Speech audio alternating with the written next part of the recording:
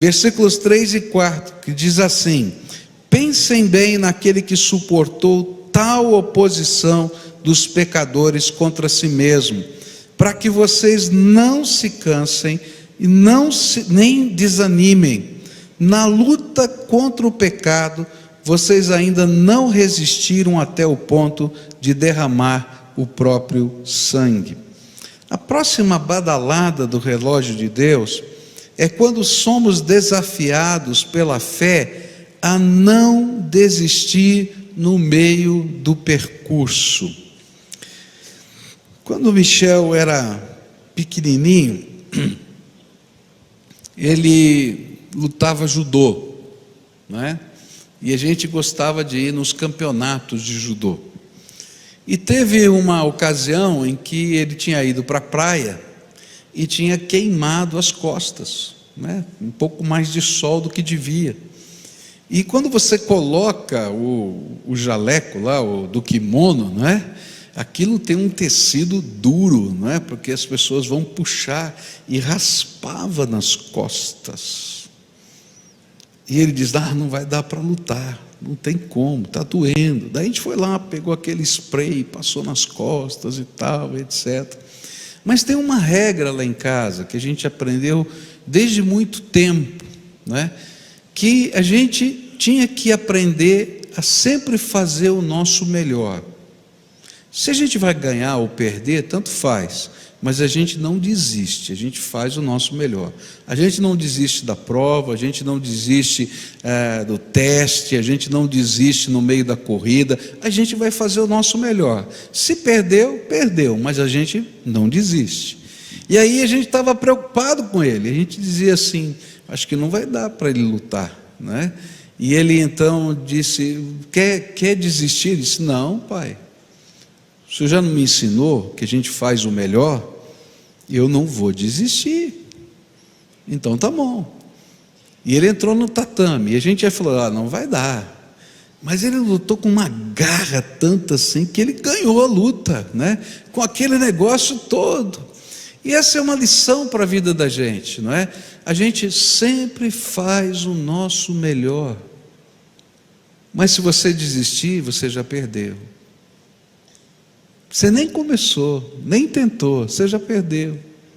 E quando a gente faz o melhor, sempre a gente tem algo de bom do resultado daquele melhor que a gente fez. Nem que seja uma experiência, nem que seja uma dica para a próxima vez, a gente sempre leva com a gente alguma coisa boa.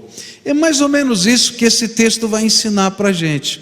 Ele está dizendo para a gente que nesse caminhar da jornada de Deus, a gente não pode desistir no meio do caminho.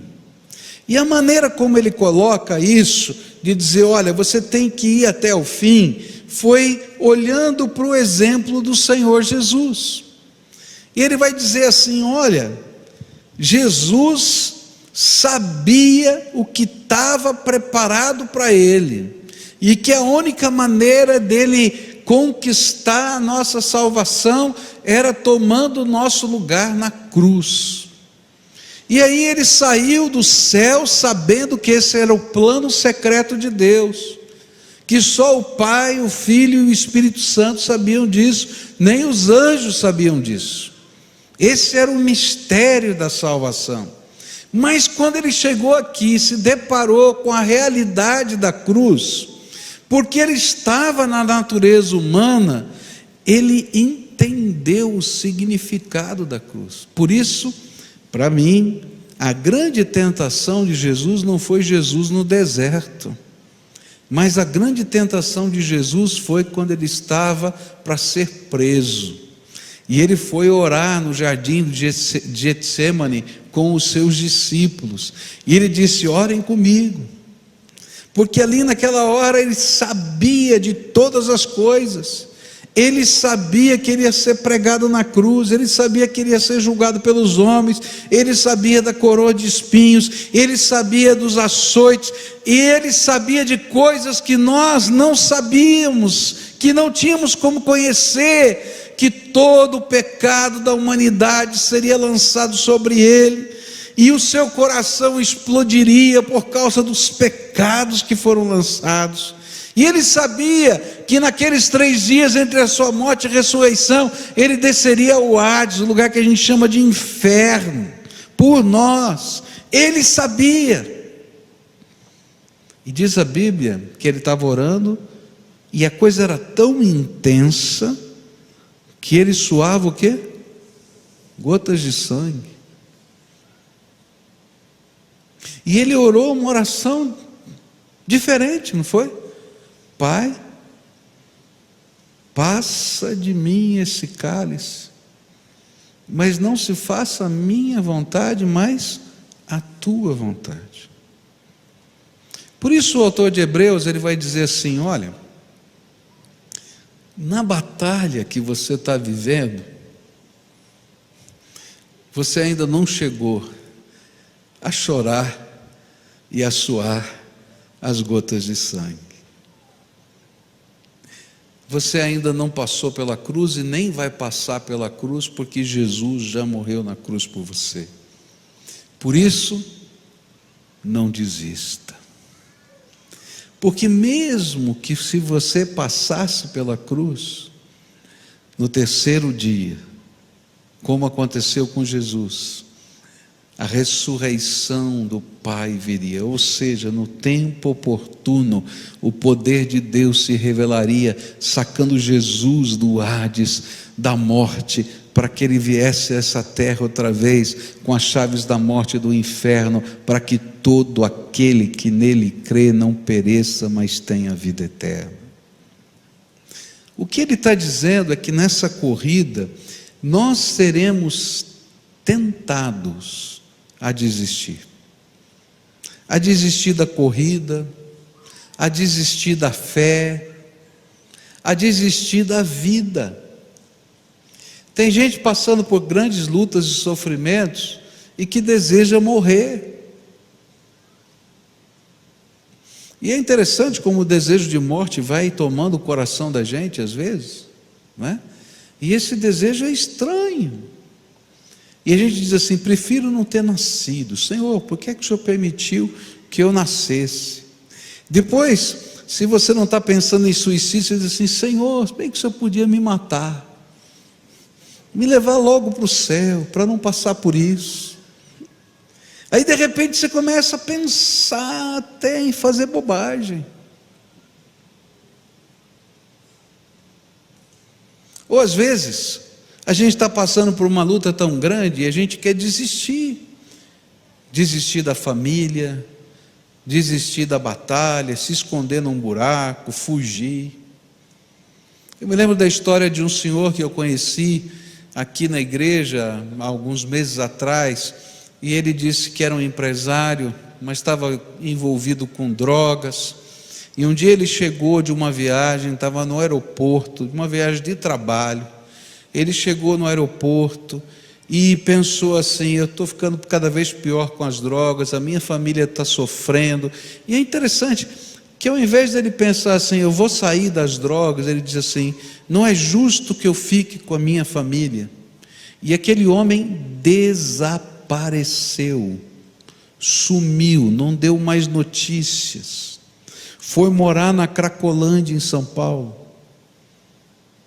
Passaram-se 7 anos, judicialmente conseguiram um atestado de morte dele.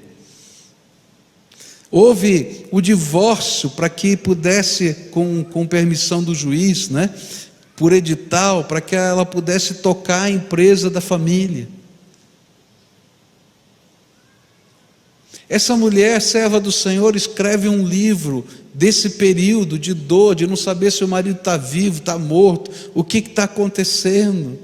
E todo o tempo ela colocando isso diante de Deus, porque um dia aquele homem desceu no aeroporto e desistiu de tudo.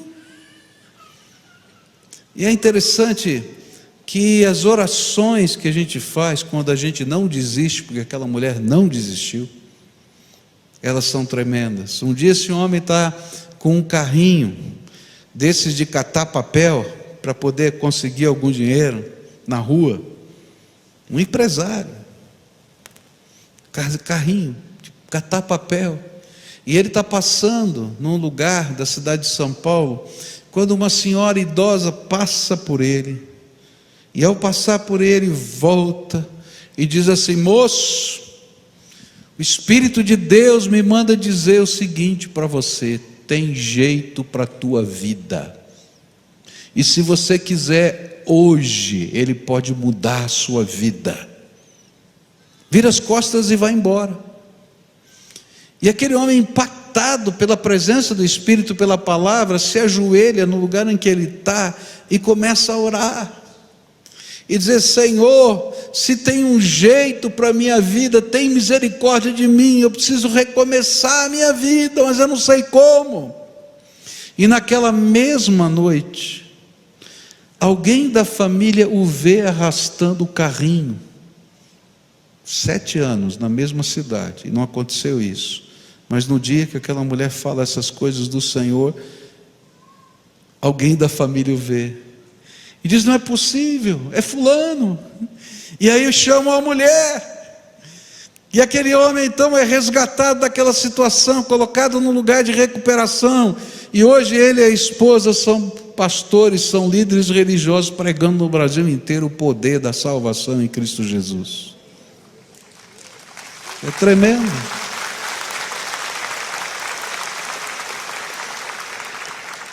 Na jornada da fé, a gente fixa os olhos em Jesus e a gente não desiste. A gente vai fazer o nosso melhor. E se você é alguém que já aprendeu a caminhar com Deus, vai descobrir que o impossível Deus vai fazer. Eu vou fazer a minha parte, segundo a palavra de Deus, crendo nas promessas do Senhor. E o intangível, o impossível, aquilo que é o imponderável, que eu nunca imaginei nem pensei, Deus vai fazer por mim. O senhor que corta o meu cabelo, ele gosta de maratona, ele corre na maratona, treina. E ele disse para mim o seguinte: por mais que você treine para uma maratona, sempre vai chegar uma hora na corrida, nos 42 quilômetros, que os seus músculos estão doendo tanto, que você diz assim: eu vou parar porque eu não vou aguentar. Mas é naquela hora que você decide se vai ganhar ou se vai perder, se vai chegar ou não vai chegar. Porque quando a gente continua, apesar das dores, algo acontece na gente, que a gente vai encontrar forças aonde a gente não imaginava, para chegar na reta final. Não desista do propósito de Deus para a tua vida. Não desista daquilo que Deus tem preparado para você. Porque é no meio dessa luta, onde o relógio de Deus é tão diferente do meu relógio, que eu vou descobrir a grandeza do Todo-Poderoso na minha vida. E a gente vai descobrir ânimo para continuar na presença do Espírito que é derramado sobre nós e que nos dá a vitória. Lembra que eu falei que o relógio de Deus se revela no nosso relógio pelo derramar do Espírito? E aí então a palavra do Senhor vai dizer assim: vocês se esqueceram da palavra de ânimo que Ele lhes dirige como a filhos? Meu filho, não despreze a disciplina do Senhor, nem se magoe com a sua repreensão, pois o Senhor disciplina quem ama e castiga todo aquele a quem aceita como filho. O ânimo vem porque sabemos que mesmo na rígida disciplina do treinamento para a competição, Deus continua a nos amar e a fazer tudo para o nosso bem. Às vezes a gente está passando por uma batalha e a gente diz assim: oh, isso aqui é castigo, isso aqui é provação, isso aqui é tentação. Já parou para pensar nisso? Senhor, o que está acontecendo? Daí chega um cara e diz assim: não, isso aqui é culpa dos seus pecados. Aí chegou outro: não, é porque você não tem fé. Não, porque você não sei o que lá. Querido, Uma coisa você vai ter que aprender, não importa o que está acontecendo. Deus ama você. E Ele vai continuar do teu lado. Se você está em pecado, nem que seja para arrancar você pelos cabelos, Ele vai arrancar do buraco que você está. Se você está perdido, Ele vai puxar você para o caminho certo. Se você está desanimado, o abraço dele vai te confortar. Mas não desista. Continua. O Senhor não terminou de escrever a história que Ele tem para você. Por isso o verso 7 vai dizer assim: suportem as dificuldades, recebendo-as como disciplina, porque Deus os trata como filhos. Ora, qual o filho que não é disciplinado por seu pai? Às vezes que a gente fala de disciplina, a gente está pensando, às vezes, que a disciplina tem a ver com a gente apanhar, não é? Mas a disciplina de um pai não é só bater. Quando o pai diz para o filho, vai fazer lição de casa, é uma disciplina. Por quê? Porque o papai sabe que se ele não fizer a lição de casa, ele não vai aprender, não vai passar na escola, e lá no futuro ele vai sofrer porque não estudou. Não é verdade? Quando o pai diz assim, olha, tem hora para o videogame, mas tem hora para ler. O que ele está fazendo? Está dizendo para o seu filho que nem tudo é brincadeira nessa vida. E tem coisas que a gente pode crescer além de ganhar mais um pontinho no videogame. Está entendendo?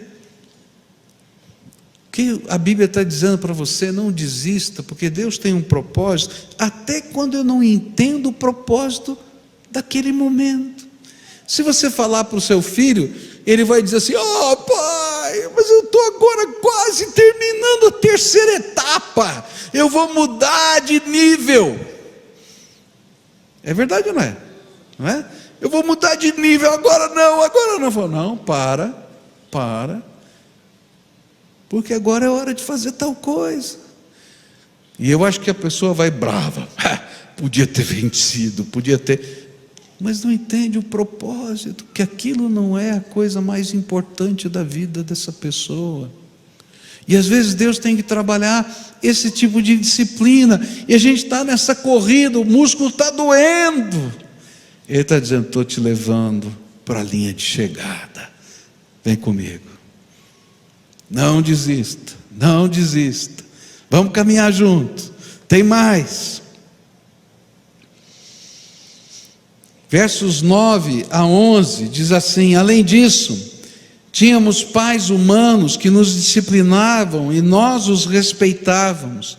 Quanto mais devemos submeter-nos ao Pai dos Espíritos para assim vivermos. Nossos pais nos disciplinavam por curto período, segundo lhes parecia melhor, mas Deus nos disciplina para o nosso bem, para que participemos da sua santidade. Nenhuma disciplina parece ser motivo de alegria no momento, mas sim de tristeza. Mais tarde, porém, produz fruto de justiça e paz para aqueles que por ela foram exercitados.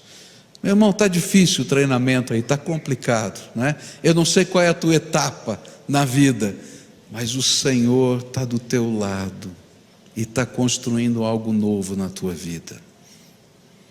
Eu às vezes, quando estou nesse processo, eu digo assim, Senhor, abrevia um pouquinho, né? Diminui, né? Eu tive uma vez um personal training, né? Que eu estava bem gordo, agora eu engordei um pouquinho, mas estava bem mais gordo, né? E era horrível esse negócio de personal.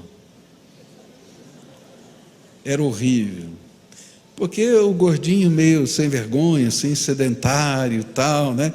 Eu era assim, não é você não, sou eu, né?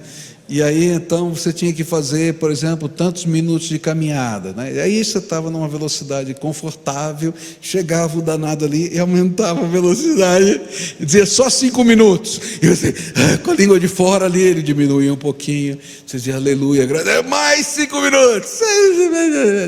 E aí vai, né? Aí você saía da caminhada e vai para a bicicleta, vai na bicicleta. Aí tá molinho, tranquilo, ele ia lá, apertava, 5 minutos. Tá louco, meu. Aí terminava aquilo, eu estava assim, morri. Aí eu ficava pensando, como é que eu vou fugir dele no outro dia? Mas o homem ia lá em casa me pegar. Acho que ele já conhecia o aluno que ele tinha.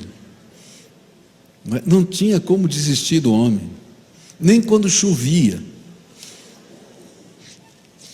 Sabe, às vezes a gente está no meio dessas situações da vida, de disciplina, de treinamento, de batalha, de luta, e a vontade que a gente tem é desistir, é parar, é fugir, mas a gente esquece que a gente não vai chegar no objetivo, no propósito de Deus para a nossa vida, se a gente parar no meio do caminho. Então, mesmo na hora que está apertando, mais 5 minutos, eu tenho que olhar para cima e entender que aquele que virou o botão mais forte nesses 5 minutos tem um plano abençoador para a minha vida. E pela fé, eu sei que não vai ser o resto da vida ali nos 5 minutos, graças a Deus. Vai chegar o fim, porque Ele tem um plano para mim. E a Bíblia diz que a gente não sabe os bons planos que Ele tem preparado para nós. Plano de vida, plano de paz, plano de vitória, de prosperidade, são os planos que o Senhor tem preparado para nós. Outra coisa que a Bíblia vai falar aqui para a gente, verso 12: portanto, fortaleçam as mãos enfraquecidas e os joelhos vacilantes. E eu fiquei pensando na corrida, e é interessante como a maratona funciona. Vai aquele pelotão, né, de frente, mais ou menos todo mundo junto, vai um pouquinho na frente, outro atrás, um pouquinho na frente, outro atrás. Eles vão mantendo mais ou menos aquele ritmo, até que vai chegando perto da linha de chegada. E na linha, próximo da linha de chegada, alguns metros ali, às vezes até 1 quilômetro, alguma coisa assim, eles começam a acelerar, começam a acelerar, aí aquele pelotão de frente se diferencia. E aqui, se eu pudesse dizer o que a Bíblia está colocando, que eu entendi aqui, é assim: na arrancada final, use todas as suas reservas, fortaleçam as mãos enfraquecidas e os joelhos vacilantes, porque o vencedor é aquele que, mantendo-se no pelotão de frente, vai usar agora toda a sua reserva para a arrancada de chegada. E é a visão da linha de chegada que o impulsiona, é o grito no estádio, em pé, que o recebe, é a bandeira do seu país flamulando que ele começa a ver, é a medalha de ouro que será entregue, que está fazendo ele arrancar forças de onde ele não tem. O interessante é que ele descobre que falta pouco, mas ainda não acabou. E agora é a hora da gente correr mais rápido. Eu quero dizer para você que a nossa fé, ela se torna mais forte, se torna mais robusta, na medida em que eu olho pela fé adiante, vejo aonde eu vou chegar e creio que Deus vai me levar lá. E aí algo acontece, porque o Espírito Santo é derramado outra vez, e gotas da graça de Deus já começam a molhar o nosso corpo. A gente não chegou na linha de chegada, mas a gente vai sentindo a graça de Deus na nossa vida, e aí a gente vai correndo mais, e vai correndo mais, daqui até o final. O relógio de Deus se conecta com o nosso relógio pelo derramar do Espírito. E sabe, tem um derramamento do Espírito quando você se coloca na presença de Deus, e às vezes a gente só enxerga lá longe, e a gente diz: não vou conseguir mais. Mas de repente o Senhor abre os nossos olhos e faz algumas promessas. E nessas promessas Ele diz para a gente aquilo que Ele já anteviu. E Ele diz assim: vai chegar, está chegando, você está mais perto.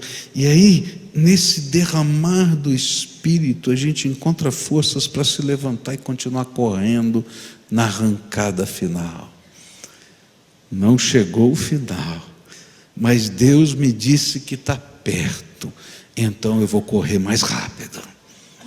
Eu vou gastar toda a minha reserva, porque eu não vou precisar da minha reserva, porque eu vou chegar na linha da vitória. Está entendendo? Às vezes a gente não corre mais rápido, porque a gente tem medo de gastar as reservas e não sobrar nada. Mas quando a gente vê a linha de chegada, a gente gasta as reservas, porque a gente sabe que vai acabar. E sabe, é o derramar do Espírito nessa visitação na nossa alma, onde Ele nos mostra o futuro melhor que Ele está preparando para nós, que faz a gente sair e correr. E é por isso que o livro de Hebreus vai dizer que a fé traz à realidade aquilo que a gente não viu ainda. E a gente começa a enxergar com os olhos da fé. E eu começo a crer que Deus vai fazer. E eu começo a crer que está chegando o momento. Eu começo a crer que algo vai acontecer. Eu começo a crer que há alguma coisa de Deus acontecendo agora. E eu não sei como é que vai ser, mas eu creio que Ele está fazendo. E aí eu me levanto para correr mais rápido, motivado, esperançoso e surpreso, porque ainda que Deus nos fale o que Ele vai fazer, toda vez aquilo que Ele fizer vai ser uma grande surpresa. É interessante que na história lá de Isaías, que a gente tem acompanhado, o rei Ezequias, ele foi para o templo com as cartas de acusação de Senaqueribe, dizendo: você acha que esse muro vai me deter? Você acha que esse seu Deus vai me deter? E aquela hora não é a hora da gente enxergar a linha de chegada. A gente está dizendo: Senhor, o negócio ficou pior, não tem linha de chegada nenhuma. E ele diz assim: vou segurar aqui nas pontas do altar e não vou sair daqui sem que o Senhor me dê uma resposta. E de repente entra lá no templo Isaías e diz assim: rei, Deus mandou uma resposta para você. Amanhã cedo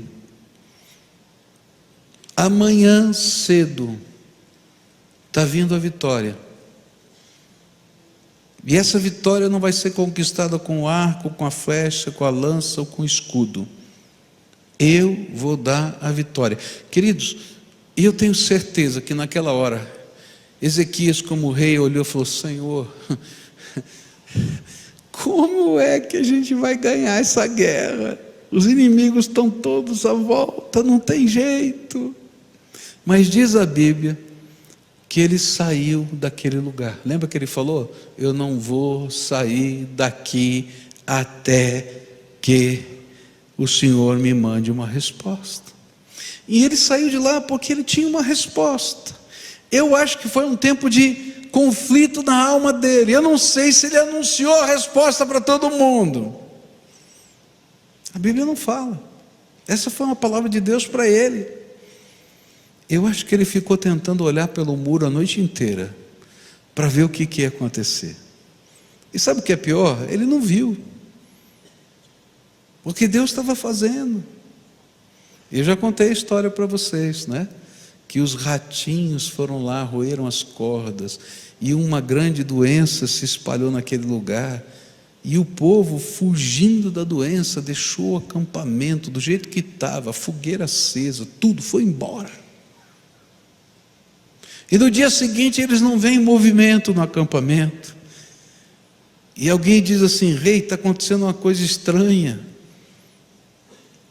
não tem movimento nenhum no acampamento. E aí ele lembrou: amanhã, sei que você pegue no arco, nem na flecha, nem na lança, nem no escudo. E aí ele prepara o seu exército, fala assim: vamos abrir o portão. Rei, se eu tenho certeza que vai abrir o portão. Eu não sei se ele estava tão forte assim, mas ele lembrou da promessa: pode abrir o portão. E lá foram os escudos, as lanças. Eles vão andando e não encontram nada nem ninguém, porque o anjo do Senhor tinha passado naquela noite. Sabe, queridos, nem sempre eu vou entender o processo de Deus na minha vida. Nem sempre eu vou entender como Deus vai fazer. E não faz parte da nossa fé idealizar o como Deus vai fazer. Porque se na tua fé você idealiza como Deus vai fazer, você vai se frustrar. Porque Ele não vai fazer do jeito que você imagina. Ele vai te surpreender, porque a glória é dele. Mas quando Ele se revela a nós, a gente vai ter força para correr mais rápido nessa reta de chegada. E a gente vai dizer: Senhor, estou esperando amanhã chegar. Que ansiedade no meu coração, porque eu quero ver a tua promessa. Eu não imagino como o Senhor vai fazer, mas eu quero ver a tua promessa. Senhor, minha alma anseia por ti, como a corça anseia pela água quando ela está morrendo de sede. A minha alma anseia por ti. Eu ainda te louvarei, Senhor, diz o salmista. Essa é a fé da rota de chegada na corrida. E termina esse texto com esse versículo, eu vou encerrar aqui. E diz assim: façam caminhos retos para os seus pés, para que o manco não se desvie, antes seja curado. E aqui tem uma coisa tremenda. Ele vai dizer assim: olha, daqui para frente as pessoas vão seguir os seus passos de fé. Por isso, corra em linha reta, marque bem o caminho, para até que aqueles que não conseguem andar direito possam aprender a vencer, como você aprendeu com Deus a vencer. E essa é uma coisa bonita. Lembra como a gente começou? A primeira badalada foi: presta atenção na torcida, porque o ânimo vai vindo, o aplauso desse povo. E esse povo da torcida eram aqueles que estavam dando testemunho do que Deus já havia feito. E agora ele termina da mesma maneira. Quando você atravessa a linha, você vai começar a fazer parte daqueles que ensinam outros a alcançar a vitória. E é tão bonito isso, porque quando você tem essa experiência viva do derramar do Espírito de Deus na tua vida, quando você tem essa experiência viva do que é andar com Deus no dia bom e no dia ruim, quando você tem essa experiência viva do poder de Deus na tua casa, das respostas de oração, você começa a passar isso para outros. E tem gente que nunca correu na caminhada da fé, mas que está na maratona e não sabe. E aí você vai ser uma daquelas testemunhas que está dizendo: olha, vem por aqui, que eu vou te mostrar como é que a gente anda pela fé na presença de Deus. É tão bonito isso, porque você ainda não é doutor em fé, você só ganhou uma maratona. E na vida vai ter outra maratona e outra que você vai ter que seguir esse mesmo caminho. Mas você vai dizer para quem está no meio daquela corrida: pode vir, porque eu já atravessei uma vez essa linha de chegada, e eu sei que eu vou atravessar de novo, porque eu sei em quem tenho crido. Estou certo que é poderoso para guardar o meu tesouro até o dia final. Eu vou em nome de Jesus, o meu Salvador, e Ele é mais do que vencedor. Está entendendo? Então hoje, eu queria orar por você e lembrar você como é que o tempo de Deus e o meu tempo se misturam. Cada uma dessas badaladas são um derramar novo do Espírito, no processo do tempo de Deus. O derramar do Espírito não acontece só quando você atravessa a linha de chegada. Se fosse assim, eu me desanimaria o tempo todo. Mas o tempo de Deus se mistura no meu tempo, cada dia que o Espírito Santo se derrama sobre mim. Ontem eu estava ouvindo o sermão do Michel. O Michel lembrou de Abraão, e ele está desanimado na sua tenda, e ele diz assim: Senhor, o Senhor me prometeu que eu ia ter um filho, eu não tenho filho nenhum. E aí o Senhor diz para ele assim: sai da tenda. E ele sai da tenda e diz assim: olha para cima. E ele olha para cima e diz assim: conta as estrelas que você pode enxergar, porque assim vai ser a sua descendência. E é interessante que ele não tinha filhos ainda vai levar algum tempo para ele ter filhos, mas ele conseguiu enxergar naquelas estrelas a promessa de Deus outra vez, e ele não desistiu da jornada. Hoje o Senhor quer que você olhe para cima, para enxergar as promessas de Deus na tua vida, para não desistir da tua jornada, para correr com mais gás ainda, usando todas as suas reservas, porque Deus vai te dar uma antevisão do milagre que Ele vai fazer na tua vida. E pessoas vão seguir você, porque você consegue enxergar o que muita gente não consegue enxergar. Eu estava estudando sobre liderança e eu achei uma coisa muito interessante, que o maior papel de um líder não é fazer coisas, mas ajudar pessoas a enxergarem para si um futuro melhor que eles possam conquistar. E na medida que um líder aponta para esse futuro melhor e diz assim: nós vamos chegar juntos, ele consegue arrebanhar as pessoas que vão com ele. Jesus é o nosso líder, e ele está dizendo: tem um futuro melhor para você. Tem um futuro melhor para você. Lembra daquele homem que encontra a velhinha, 7 anos carregando aquele carrinho de papel, e ela passa lá e diz assim: não é o fim. Se você quiser, tem um futuro melhor para você. Eu fico pensando naquele homem, como é que ele pensou? Qual o futuro melhor? Eu vou chegar na minha casa, olhar para minha mulher, para os meus filhos e dizer assim: olha, eu fugi de vocês 7 anos e me escondi aqui na cidade. Você tem coragem de fazer isso? Eu não tinha. E pensando com cabeça de homem, eu acho que o cara ia morrer na rua e não voltava. Que o homem é meio cabeça dura, viu? É ruim, né? Mas é verdade. Mas ele passa aquela velhinha e diz para ele: não terminou, não terminou. E ele se cai de joelhos na presença de Deus. E naquela mesma noite, estava ele e a mulher do meu lado aqui na minha sala. Naquela mesma noite, alguém viu ele nas ruas e disse: é ele está vivo. Foi falar com ele, segurou ele pela mão, não deixou ele sair, chamou a mulher, chamou os filhos.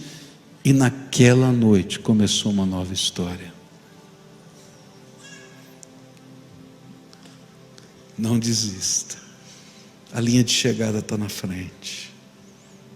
Anteveja a linha de chegada pela fé, porque aí você vai conseguir sacar forças para ir para frente. E sabe, quando você estiver enxergando pela fé o que Deus vai fazer, pessoas vão seguir você, porque você conseguiu enxergar algo que eles não viram ainda, a vitória. Nessa noite eu quero orar com você. Eu quero orar pelos milagres de Deus na sua vida. Eu quero orar para que nesse tempo de disciplina tão difícil que você está vivendo, suas mãos sejam fortalecidas, os seus pés sejam fortalecidos, os seus joelhos sejam fortalecidos pela graça de Deus.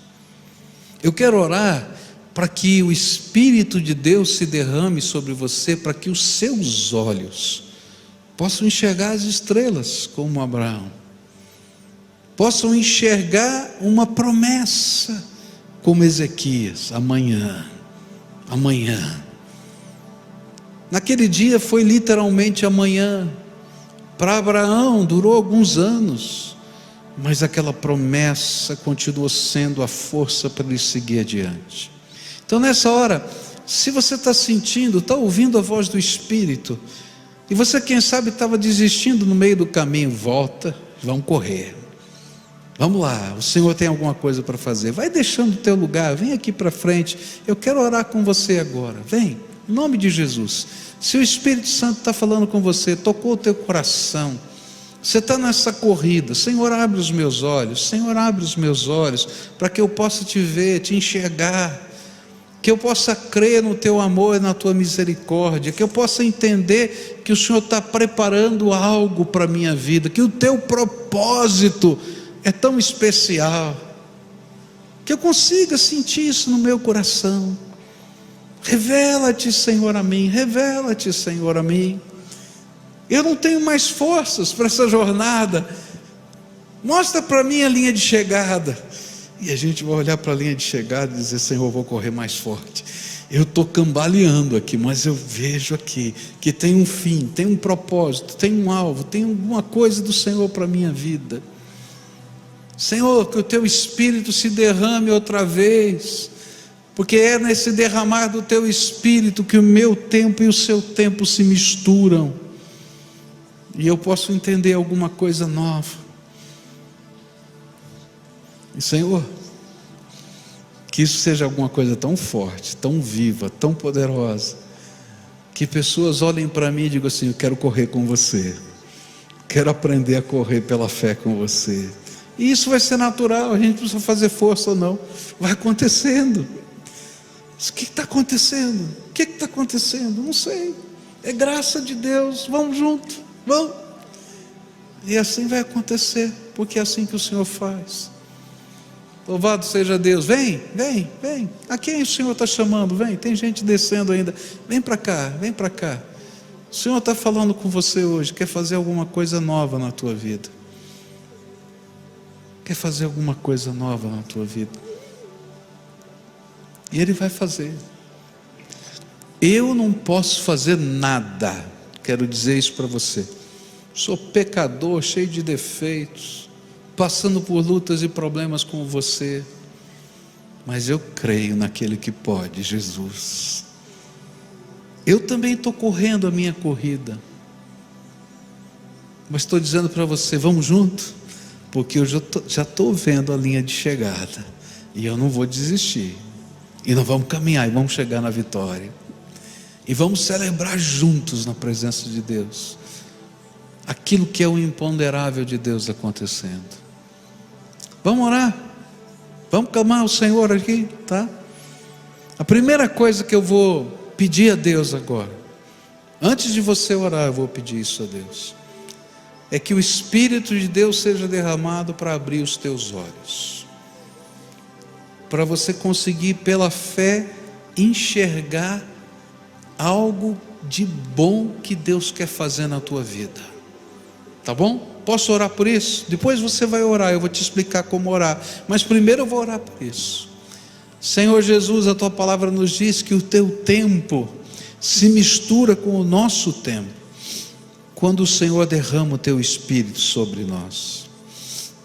E nesta hora, Pai, de culto, de adoração, de louvor, de entrega, o Senhor falou conosco.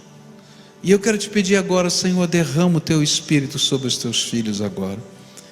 Abre os olhos espirituais deles para enxergarem o que o Senhor vai fazer.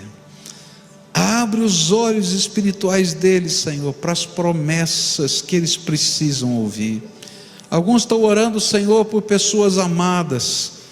E, Senhor, a gente está olhando tudo que está à nossa volta e a gente não consegue ver nada. Senhor, abre os nossos olhos para enxergar coisas que a gente não consegue ver com os olhos humanos. Abre, Senhor, os olhos dos teus filhos para enxergarem aquilo que o Senhor vai fazer na casa deles, aquilo que o Senhor vai fazer na empresa deles, aquilo que o Senhor vai fazer na vida deles. E, Senhor, que nessa hora o mover da tua presença seja o maior testemunho da verdade da tua Escritura Sagrada. Que o derramar do teu Espírito esteja dizendo para o Espírito deles: estou aqui, fui eu que falei com você nessa noite, e a gente vai atravessar aquela linha, e eu vou segurar na tua mão até lá. Senhor, fala, aplica isso ao coração, à verdade da alma, aos sentimentos dos teus filhos. Escuta, Deus, a nossa oração. Amém. Agora eu queria que você orasse, tá? O que é que está no teu coração? Qual é o medo que está na tua alma? Qual é a angústia mais forte? O que é de mais escuro que você está enxergando? E você vai colocar isso na mão de Deus, porque a gente não consegue enxergar a linha enquanto o olho da gente não estiver fixado no alvo. Então a gente tem que pegar aquilo que está fazendo a gente olhar para baixo, ao invés de olhar para cima, não é? E a gente vai dizer: Senhor, eu estou colocando aqui nas tuas mãos isso. Dá um medo fazer isso. Sabe por que dá medo? Porque a gente perde o controle. Eu não tenho controle.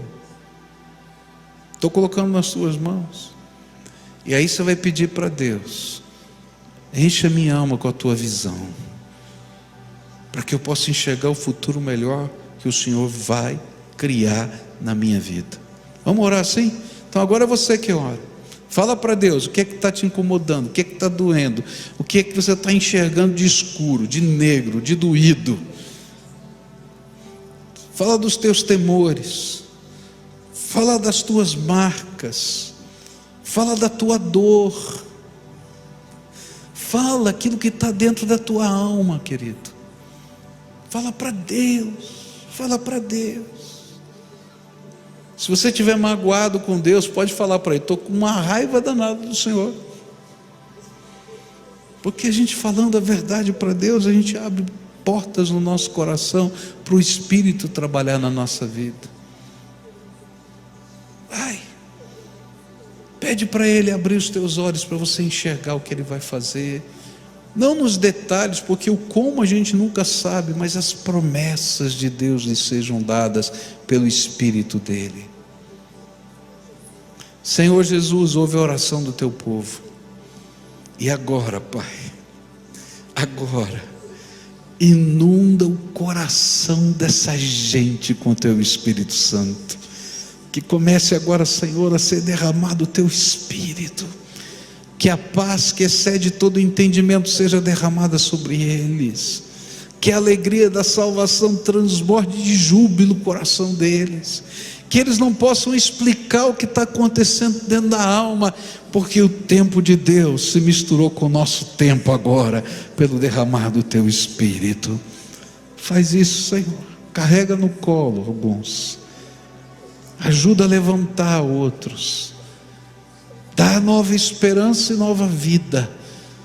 Que a abundância do Senhor se derrame sobre os teus filhos. É aquilo que eu oro em nome de Jesus.